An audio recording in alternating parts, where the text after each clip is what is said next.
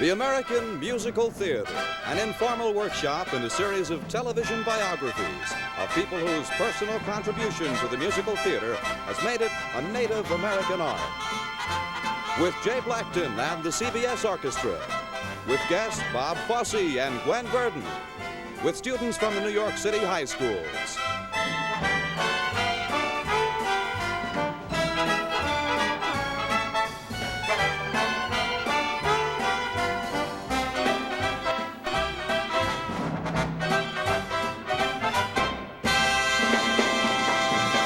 And the host for the workshop, Earl Wrightson.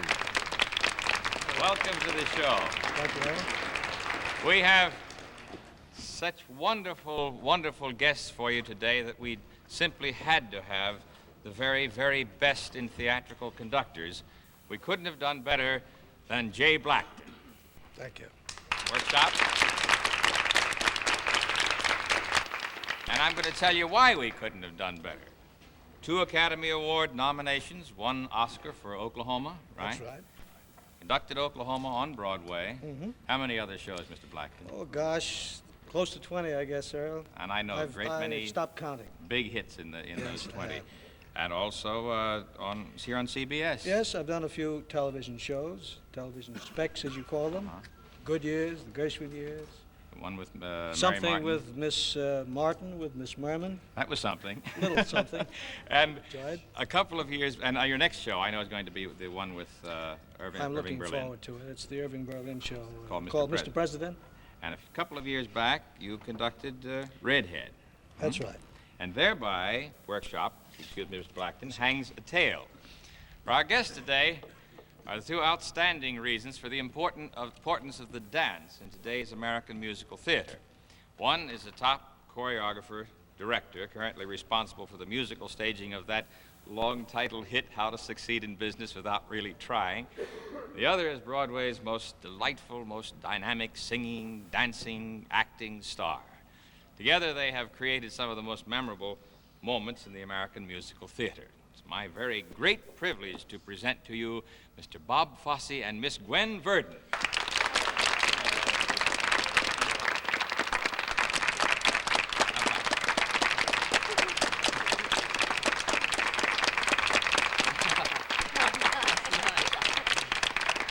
Well, you see, you're a hit every place you go, even without doing anything. We should stop here, I think. You 2 have, outside of all this wonderful work that you do together, a great deal in common in your backgrounds. You both came from theatrical families, didn't you? Yes. See, they even speak in tandem. You were born in Culver City. I was born in Culver City, California. My father is an electrician, which doesn't sound terribly theatrical, but he worked in a movie studio. And he did all the lighting. And my mother was a dancer. She worked with Ruth St. Denis and did a kind of pseudo-oriental, and she taught dancing and One tap of her pupils dancing. was you, huh? Yes. Tell Earl your billing when you were young. What was your billing? Your tap dancing Oh, billing. the fastest tap dancer in the world. At age 6, wasn't yes, it? but everybody called themselves that because you had to be fast to be good. You could really be terrible, but if you were fast, that was all Do you they think wanted. maybe you were the fastest? I No, don't the know. second. You see, I was the... Yes. Same era, so he was the fastest.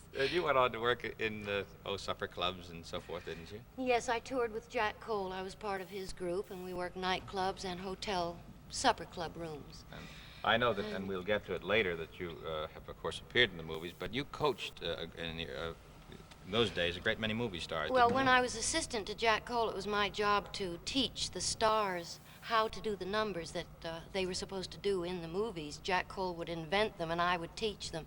So I had to teach people like Marilyn Monroe and Jane Russell and Mitzi Gaynor. You couldn't get that job. She had to do it, huh? It's not a bad job, is it? Well, you came from a theatrical family, too. Yes. My father was in vaudeville, kind of third-rate vaudeville, but he was in it.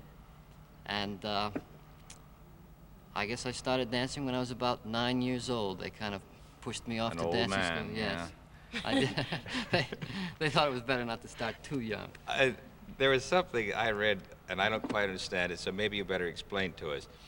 When you were a kid, you worked in, it said fixed amateur shows. What was that? Yes. Is it all right to tell it? Yeah, I think it's all right. It's far enough back. Well, when I was first starting, occasionally I'd get a real professional job, which meant I got paid $2 to do 4 shows or something. But there were other engagements that were amateur shows, and they were put on at the local movie theater on a Tuesday night in conjunction with bingo or dishes or something. Yeah. And they had the local talent, usually a whistler and an Irish tenor or something. But then they had to call in a few professional or almost professional acts. And we used to play this circuit of amateur nights, Tuesday in one theater, Wednesday. And the booker would call you up and he'd say, all right, on Tuesday you win second prize at the Belmont. And on Thursday I'll give you third prize to see at the Adelphi. That's wonderful. You, gee, I hate to get away from that, but I want to. I'm glad I got away from that. No, but it's so interesting. I'd like to know more about it. You went into the Navy then for some time, didn't you? Yes. Not very long. I was only in about a year and a half. That's long enough, probably. Yes. And you came out, oddly enough, into Call Me Mister, wasn't it? Yes, and I was in the national company of Call Me Mister and toured for about another year. I see. And did you play on that in New York? No, just on tour with it. When was your first New York appearance, Miss Verdon? Oh, I think it was 1948. It was the first time I had ever come to New York. I'd never even seen it before. I'd heard about it, but I hadn't seen it. But I came to New York, and we opened out of town with a show, and the notice went up between the first and second acts, opening night out of town. That was my first show. First act was so bad. And then I did another one that played 5 weeks on Broadway, a review, a variety type show. But then the first part that I ever had in a show, and the first successful show, was Can Can, which was 1953. I remember. On opening night, Miss Verdon had an ovation. You sit and count 7 minutes. 7 whole minutes it lasted. And that's quite an ovation, is it not? And you have a question for me. Mr. Fosse, why would an outstanding dancer like yourself want to become a choreographer? Because maybe I was a flop as a dancer. We're not. No, I think it's a natural progression. I think it just happened. I don't know. Well, the dance? No, go ahead, finish it. No, I had nothing important to add to that. Oh, I see. All right, but the dance director used to be sort of the low man in the theatrical totem pole, and that's all reversed now. How did that come about? Well, I hate to mention my colleagues' names, but I suppose I have to say Agnes DeMille and George Balanchine started it, started telling story with dance, and therefore became more important to the musical, and then a certain progression that the choreographers become directors and so forth. I see. Yes, dear. Mr. Fosse, when you begin working on a show, how do you decide what dances to include? Well, I think because Gwen is going to do something for me, I think rather than try and discuss it and sound pretentious or muddle it all up, we thought of a little thing to do, a demonstration, which would be that Gwen would sing a song from Damn Yankees, whatever Lola wants. And she would do it the way I get it, unstaged. And then we would show you in another version how it is staged. And this is the way she shows up, knowing the lyrics at least, And that's all. and sings for me the first time. Whatever Lola wants, Lola gets. And little man, little Lola wants you. Make up your mind to have no regrets. Recline yourself, resign yourself, you're through. Now, we'll just go over here just a Okay. second. Now, this you would have to imagine is the locker room of the Washington Senators. I think most of you are familiar with the plot of Damn Yankees.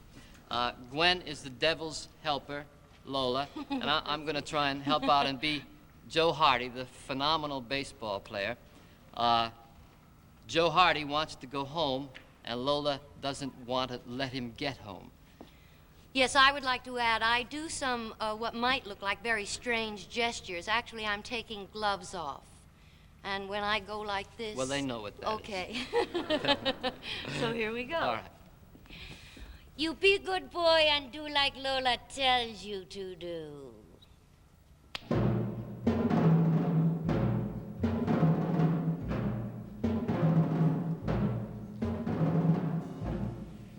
Whatever Lola wants, Lola gets. And little man, and little Lola wants you. Make up your mind to have no regrets. Recline yourself, resign yourself, you're through. I always get what I aim for, and your heart and soul is what I came for. Whatever Lola wants, Lola gets. No use to fight, don't you know you can't win? You're no exception to the rule.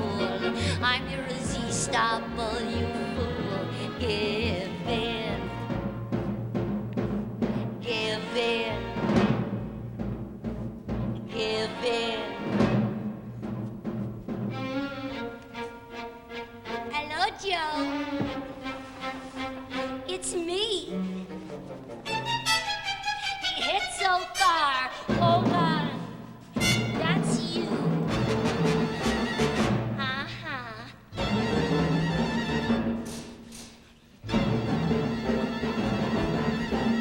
Boop-boopy-doo. Oh.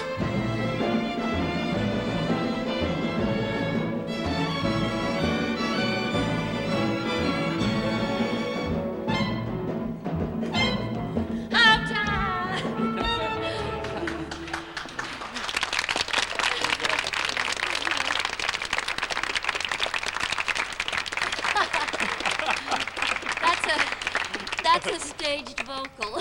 I want you to know that we come prepared. With towels for the dance. You don't get yours yet because All right, you haven't okay. worked hard enough I yet. forgot to mention that song is by Richard Adler and Jerry Ross, a very fine song. Yes, of course, from Damn Yankees, right? Yes. Yes, we have Oh, Mr. Fosse, how do you actually go about creating a dance?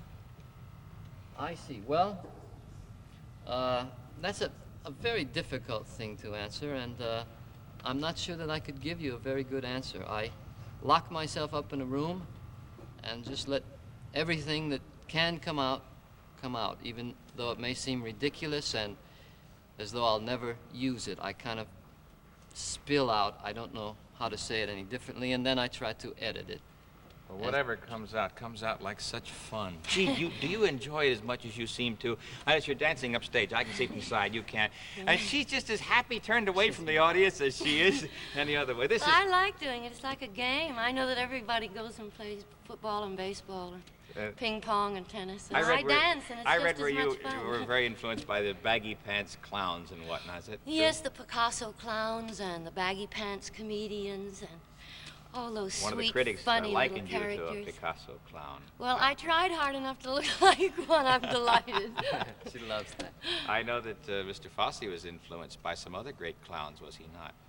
You're speaking of Mr. Chaplin? Chaplin, yes. Oh, well, right here, I'm going to go that away Oh. and change my clothes. All right. All fine. right, Excuse me. fine. Move over, Bob, and we'll talk about your influence from Chaplin. I think he's been the greatest influence on my work, which really means I guess I've stolen from him. I don't know.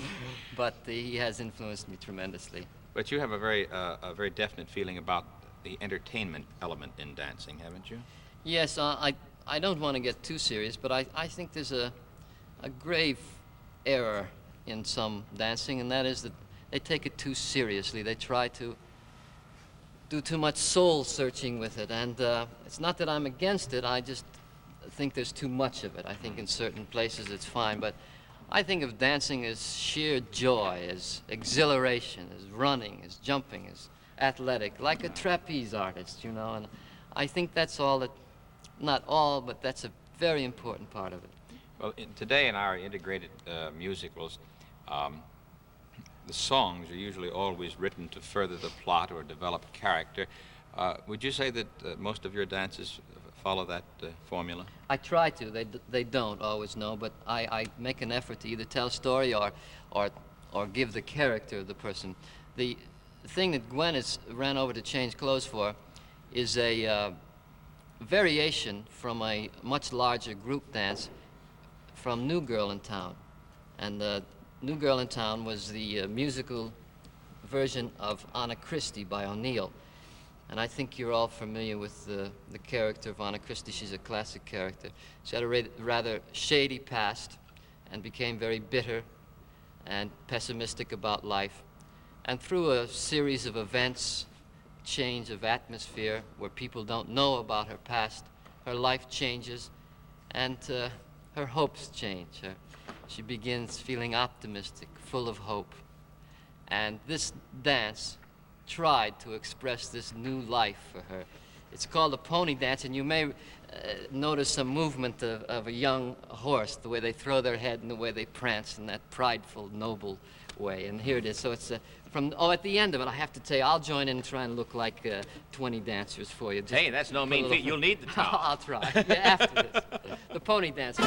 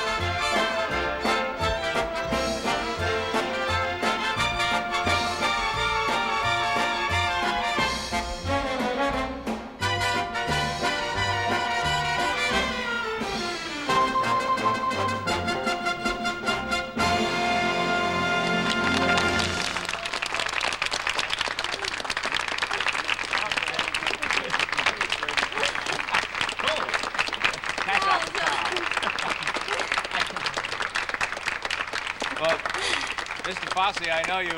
I stepped in at the last minute and made a few very grave errors. Last year you did the revival of Pal Joy at the city center. Now that's another question of character delineation in dancing, yes. isn't it? Again, it's a dance of character, but it's a quite different character. I think most of us are familiar with the character of Pal Joey. I hope he's likable. Yes, he's vain. He's likable, but he's vain. He's self-centered. Likeable heel, huh? And he postures and poses. Yes. Well, this and dance preens. was meant to bring out that part of his personality. I have to, I'm sorry, get this on too. As you can see, I'm a prop dancer. Without my props, I couldn't do these. Gwen has a nickname for this dance, which I'll tell you if I can light a cigar, too. I'll tell him. All right, you tell him. I call it the narcissistic tango.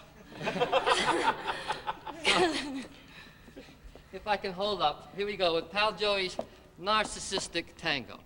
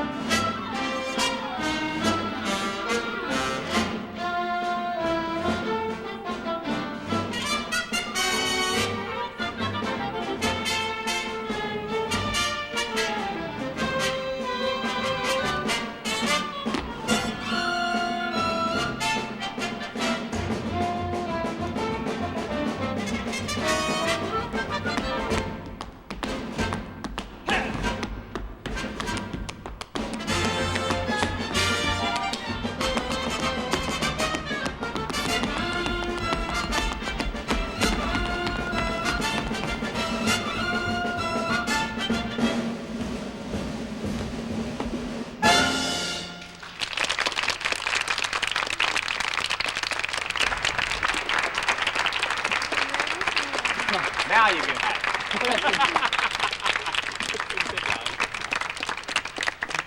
Oh, the old boy. What he used to. Can you talk? Yes, I want to ask you a question. I'll try. Make it a long question. All right. Well, the business of the choreographer being the director is a fairly recent thing. Is there any particular reason or how this came about? I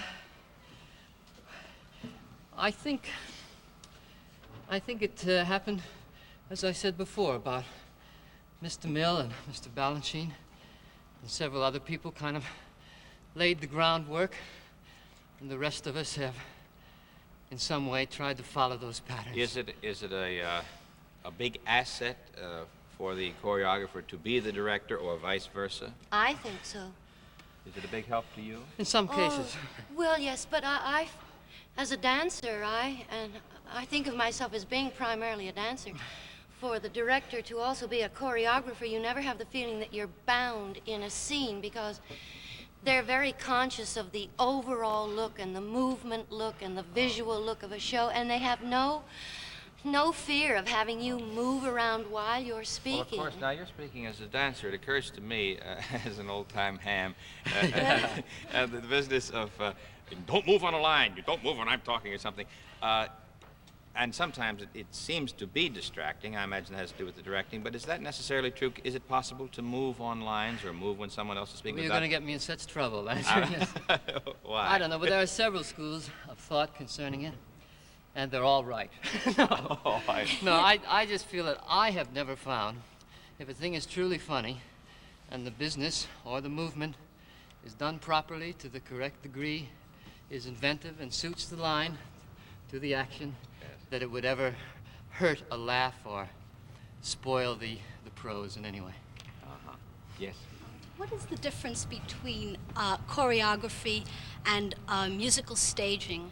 And what's the difference between musical staging and directing? Oh. Did you get your breath? You know what they call that? Opening up a can of beans. Well, now that the can of beans is open, I don't know, if I were to give a very strict definition of it, the choreographer does anything to do with dancing. Musical staging has to do with the movement, action, thought of the song, while the person, group, trios, whatever, they're in charge of that. Now, of course, each show is different, and sometimes there is a choreographer, there is a musical stager, and there is a director. In some cases, one man does the whole thing, and in some cases, it usually, I can tell you this, frequently overlaps. So it's no clean-cut definition that I can give you. Is that clear, or did I just muddle it further? Right? Maybe we have another one here to clear it up, yeah. Well, every musical seems to have one big dance number. How do you decide what that dance number is to be? When they applaud the loudest, that's the big dance number. I don't know. I just keep looking for them, hoping one will be the big one. Mr. Fosse, in your capacity as choreographer, director, are there any special joys in working with Miss Verdon? Well, I don't think she should be here when I talk about her. Here I go again. And with a purpose, Change. too, may I add. Change. Yes, of course, there's been so many things written and said about Gwen that it's difficult for me to add much more. It's an extraordinary talent to work with. The thing that impresses me most about her is her enthusiasm, her desire for perfection, and endless energy. And whenever I have an idea, I'll kind of fumble my way up to it with an or I think we should, she'll say, oh, I know exactly what you mean. And she's off to the races. I think that's enough, because she can hear us, you know. I mean, there's no use in pretending that she can. Want to set up this thing that Oh, yes. you're going to do now? In trying to arrange, would you mind if I slip this off, because... Not at all. Why, did you hurt? A little bit. Oh, In trying to arrange different kinds of dances and all of that, they're very expensive, don't go too far. That's all my money are in my shoes. In trying to arrange different dances, various kinds, this one would it would epitomize the pantomime type of dance, and it's from Redhead which was written by Dorothy Fields and Albert Haig and David Shaw. And in it, Gwen plays the part of Essie Wimple. Essie Wimple is a 29-year-old unmarried woman and considered to be an old maid at that time, and maybe still is, I don't know. But she is a girl who lives in a dream world. She has visions, and she's sure that her Prince Charming will come along one day. Well, Mr. Kiley does come along, and that suits her just fine. They play a short scene just prior to this where she bandages his hand, and he leaves his glove on a table in her workshop, and leaves. He's an American, by the way, and I'm certainly following up this story for you. No, you're not. And on his exit, he gives Essie a very friendly little pat on the rear. Being a typical American, that's the only way I knew how to stage it. So, anyway, Gwen has misinterpreted everything he said in the scene, and she believes that this is her man. And she's always been considered a slightly unattractive girl, but now she doesn't feel this way any longer. It's called Merely Marvelous, Dorothy Fields and Albert Haig. I feel, I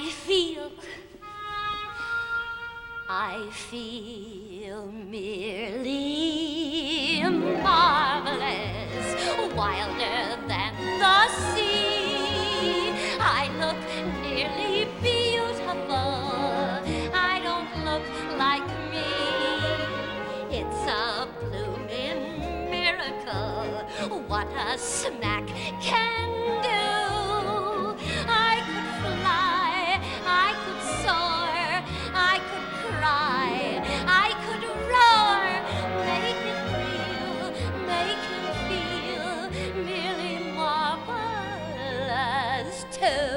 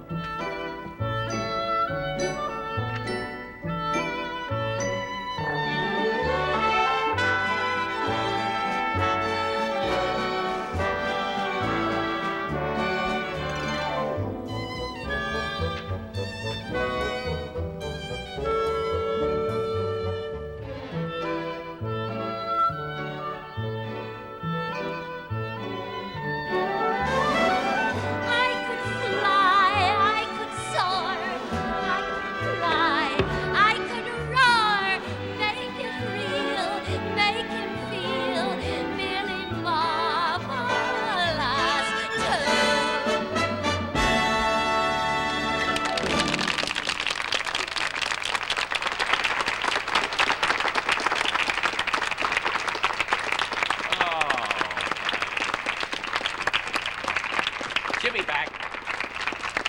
We're working her hard today. I think changing in dancing must be almost as hard as dancing They work itself. as hard in the wings as they do on stage. Yes, dear. Mr. Fosse, do you always choreograph a dance with a particular dancer in mind? Or? No, I don't, but it's helpful because each dancer, although they're trained similarly, has individual characteristics and traits, and it's very helpful to know what they are. Yes, we had some other. Do we have another question in there? Somebody had a question. Come on. Did you? I thought I saw some hands there earlier shooting up. What makes Bob Fosse so distinctly Bob Fosse? This is maybe an embarrassing thing to ask you, but No, it's could easy. Is Poverty. Let me ask you. Come on, give me a more serious answer than that. Well, I don't know. Do any of us know what makes us what we are? I guess I'm a combination of everything and everybody I've ever seen, and whatever is original in me is the sum of all of those in my own personal way that I use them. Let me That was ask rather you something. enigmatic Yes. answer, but I it's- know. I can see I'm not going to get it any clearer than that. Let me. Oh, here, Galt. I wanted to ask you. Here, of course, you've been doing it, but have you ever actually danced together? I mean, in a production? It was in the movies, wasn't it? In the movie of Damn Yankees, we did the mambo together. Aha. We've always wanted to, or I've always wanted to dance with him. And that's what you're all changed for now, Yes, isn't it? and Yes. we'd like to do a fragment of it for you, but in that moment of poverty, We sold it. And so we're only allowed to do just a little bit of You it. sold the, You ready the for it? middle, but you The got middle, a yes. great finish and a great end. Well, I hope so. We'll try. Ready, Jay? Yep. Way we over. go. Way over. Okay. Who's got the pain when they do the mambo? Who's got the pain when they go, Who's got the pain when they do the mambo? I don't know who. Do you? Who needs a pill when they do the mambo? Who needs a pill when they go, Who needs a pill when they do the mambo? I don't know who. Do you? Someone must be sick with their feet or stepping on everyone's feet. What if everyone's feeling okay? Why don't they just say ole when the music carries them away? Who's got the pain when they do the mambo? Who's got the pain when they go, Who's got the pain when they do the mambo? I don't know who. Do you?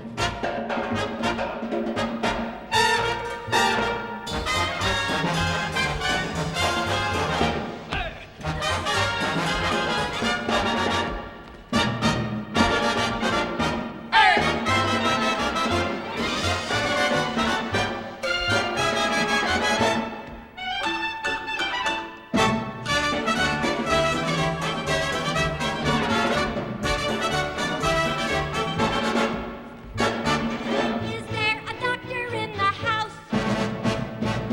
Is there a doctor in the house? If there's a doctor in the house, point him out, for there is an element of doubt as to who's got the pain when they do the mumbo, who's got the pain when they go, who needs a pill when they do the mumbo, who needs a pill when they go, Now, now for the big finish. Ready? So.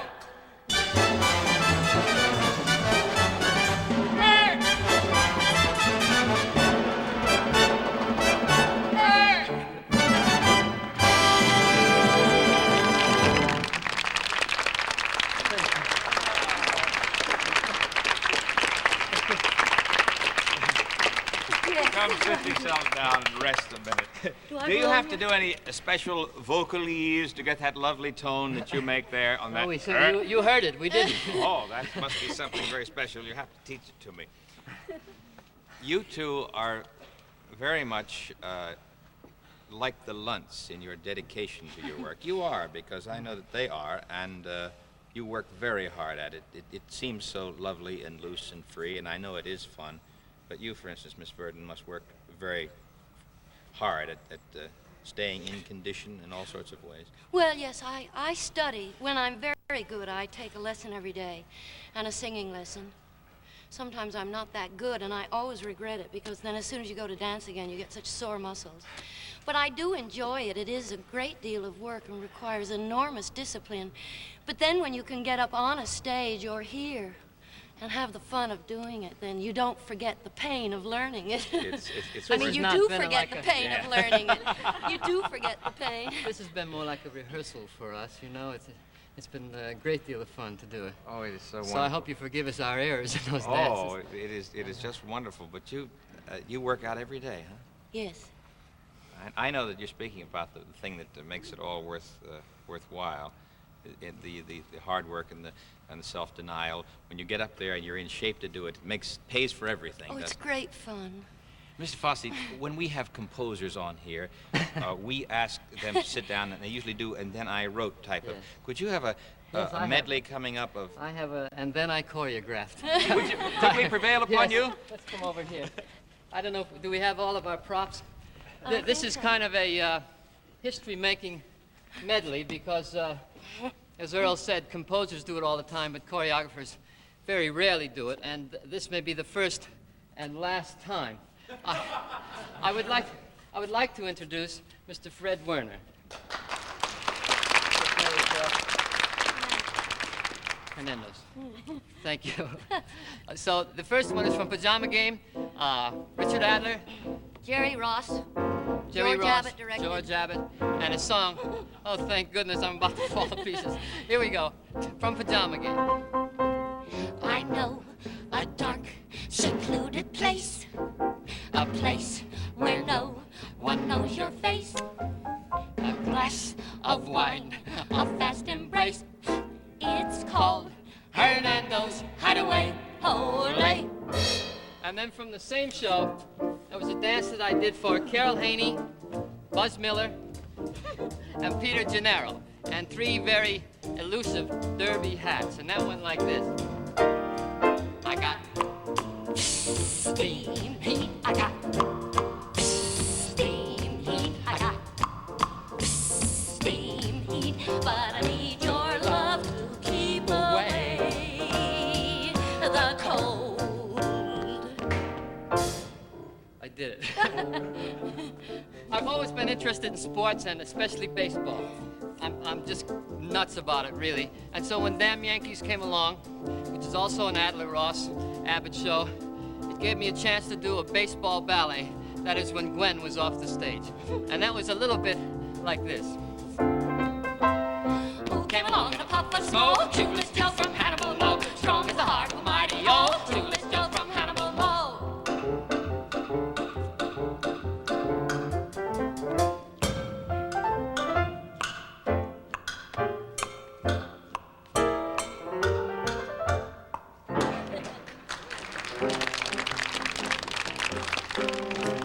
And then from Bells Are Ringing, written by Julie Stein, Adolph Green, Betty Comden, I had the pleasure of doing a dance for Judy Holliday, and it went something like this. 1, 2, cha-cha-cha. 1, 2, cha-cha-cha. Muchacha, tell me, do you cha-cha? Me cha-cha, Senor CC cha-cha. Now cha-cha, you show me how cha-cha. Oh, such a ha cha-cha, cha-cha.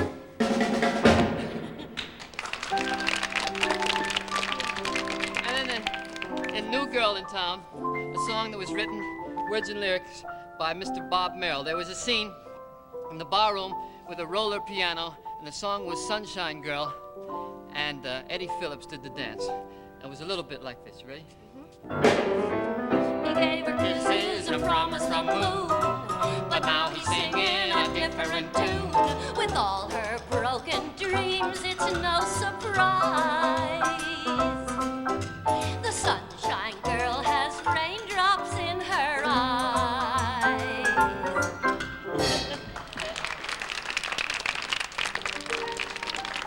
All the composers are going to hate me for this. From Redhead, written by Dorothy Fields, Albert Haig, David Shaw, conducted by Mr. J. Blackton, and was produced by Fryer and Carr. This Dorothy Fields song expressed Herbie Fitch's lament. Oh, a bit of a twitch for a witch on that nip switch. But the hitch is the ipswitch, which ones I wed. If I should unhitch the witch which I wed and switch to the witch what give me the twitch, the witch which I ditch will pitch a rock at me head. What a petunia!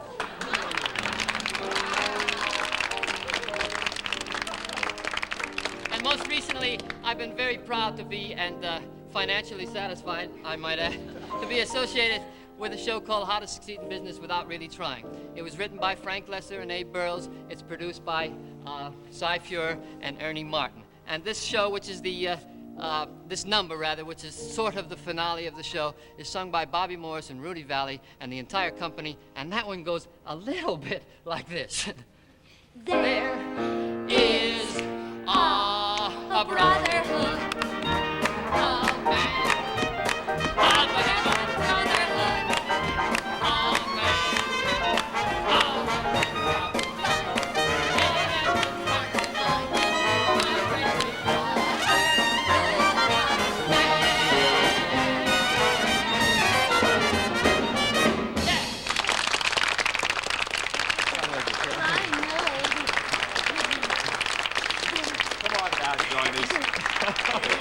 Oh, I think we very definitely. Oh, now we need to tell. Okay. Thank you. We just want to wrap up with your future plans. What's your next show? First of all, let me apologize to all those composers. You mentioned No. all their names. Don't be silly. Did I get them all in? You got them all in. Your next show is going to be? Little Me, which is also produced by Cy Fuhrer and Ernie Martin, and is written by Carolyn Lee, Cy Coleman, and Neil Simon, and will be starring Sid Caesar. Well, as you can see, Mr. Fosse is not only a fine choreographer, but he can dance probably as well or better than anybody's ever staged. Wouldn't you say that? I agree. Maybe, They but say you I can agree. pick him up and put him down, and I agree. And Miss Verdon, what can we say about you but you're a dancing enchantress, isn't she? Thank you. It We was want to lovely. thank you so much for having joined us on the American Musical Theater. Bob Fosse and Gwen Verdon. Thank you. Mr. Blackton, a little more merely marvelous, shall we? Come, join us. The American Musical Theater is produced by WCBS TV in cooperation with the Board of Education of the City of New York. Today's program featured Jay Blackton and the CBS Orchestra, with guests Bob Fosse and Gwen Verdon. And the host for the workshop, Earl Wrightson. The students participating on today's program are from the high schools of the City of New York. Whatever Lola Wants and Mambo Orchestrations, courtesy of Don Walker and Matilda Pincus. Pal Joey Orchestrations, courtesy of Tams Whitmark. Cakewalk and Merely Marvelous, courtesy of Philip Lang and Tom Brown.